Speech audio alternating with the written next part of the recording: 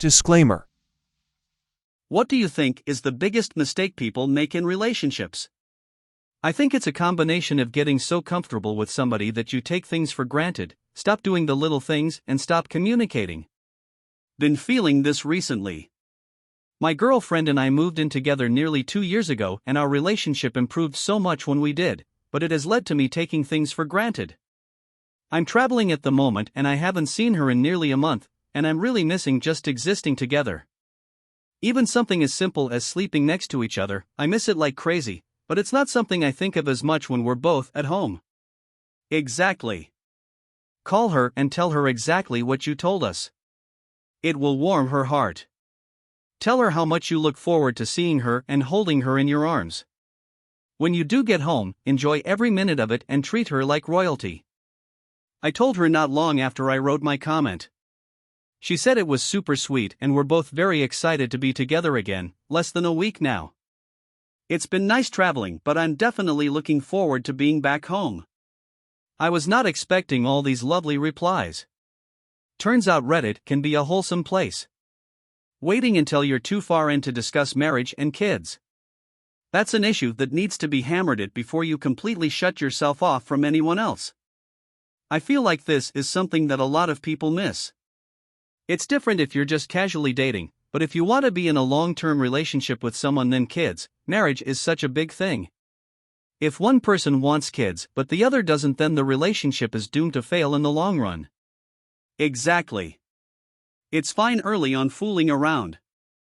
But if you start to think this is who I want to spend the rest of my life with and there are deal-breaking issues, it needs to be addressed. For sure, otherwise it'll just end up with resentment or even worse, kids being brought up in a dysfunctional household. Kids just complicate everything, which is why I'm super glad that neither me or my GF ever want kids. I have a friend that moved across the world with a man who she now depends on fully financially, only to learn that he doesn't want kids in the near future or possibly any time. She really wants kids someday and is in her late 30s. And my mind was boggled as to how she didn't know this about him before moving. Some people just assume everyone wants kids. They never think that other people might not be on the same page as them when it comes to that. And even if it's communicated to them, a lot of people still think I'll change their mind down the track, which is a massive yikes. As a woman in her mid-20s, everyone assumes I want children. Luckily my partner and I had this conversation and no, we both don't want them. I'm a male in my mid-30s and it bugs me when people ask how I know I don't want kids. Depending on my level of snark that day, I'll ask them how they knew they wanted kids and mention I never experienced that, or ask them how they knew they never wanted malaria. I just knew. Exactly. Or the old, oh, you'll change your mind one day, who even said I could have kids? I could have suffered 12 miscarriages or be infertile or any number of things and they still badger on. Surely someone saying they don't want them is more than enough of a reason. I have multiple friends who keep making stupid decisions like this without checking with their partners whether they're on the same page. Then they wonder why they're single at 40 and I can't be the bad guy and say they're acting like idiots. Tons of people have those tough discussions way too late. Kids, in-law interactions and responsibilities, finances, living situation, household chores, medical issues, and future plans all should be discussed before getting married. If you don't have an answer for that now, you're going to have to find an answer soon enough. All of these things will be faced through your lifetime together. It's better to find out if you're completely incompatible before signing that paper. Or at least you've got a plan of how to face the things together. I would rephrase this as people are their values and what they value. If you want a big family and they want to be child-free, you're not compatible. If you are a homebody and they have wanderlust, one of you is going to be miserable. If they are fixated on their career and external signs of success and you are more interested in experience and togetherness, you're both going to resent each other.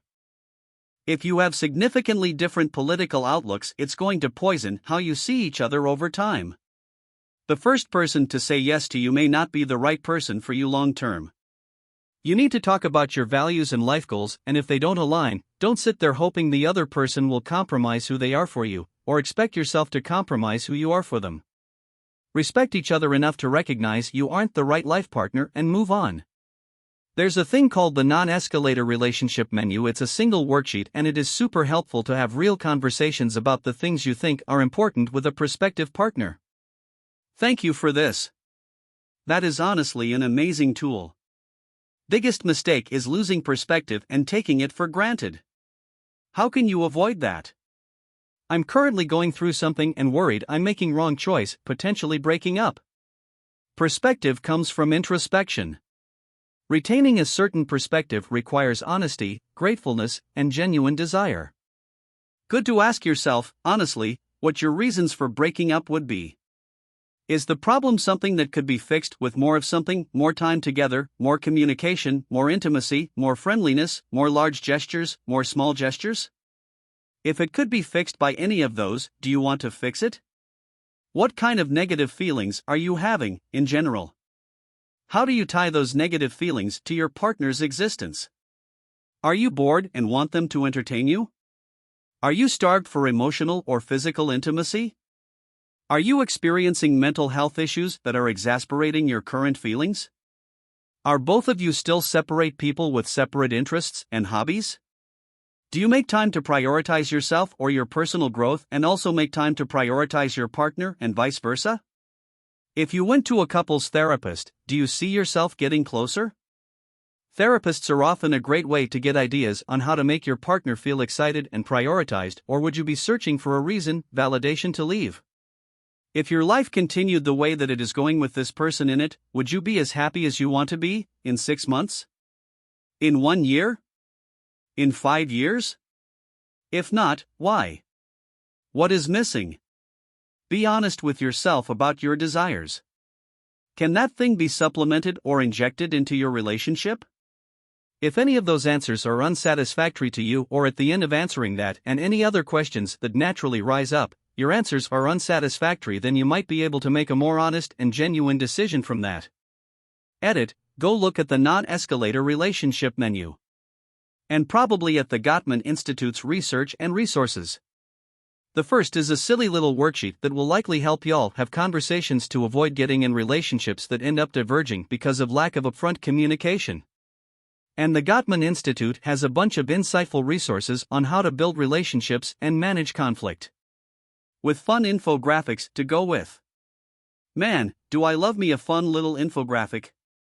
I watched a show, can't remember the name, long ago, like a couple decades.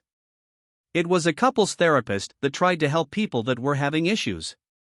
Anyway, this girl was complaining her boyfriend spent all his time gaming, which he did, and that's why she applied for the show. They had cameras recording in the house for like a week. It turned out every time the guy walked over to his GF and tried to initiate anything, she always blew him off. So then he would go game instead, and then she would get mad. So they set up a surprise massage session for her at a spa, and once she was face down on the table, her boyfriend came in to give the massage. The moment she saw it was him, and not someone else, she got super pissed, got dressed and left. Then she screamed at the therapist for lying to her and said she didn't want to do the show anymore.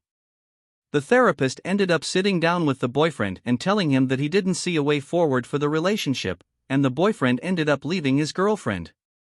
That always stuck with me. He was honestly trying and thought he was at fault for the bad relationship. Sometimes you can do everything right and end up feeling like you fucked up, when it is the other person victim blaming you into feeling bad. Oof. Felt this one. Reminds me of my ex. Year and a half later my life is better, hers is the same with the new boyfriend. Even complains to me about him. I listened to it long enough to grab my son for the weekend. I am gonna screenshot this for later. This is so good. You can also watch other videos by going to the channel. I will be pleased if you like them.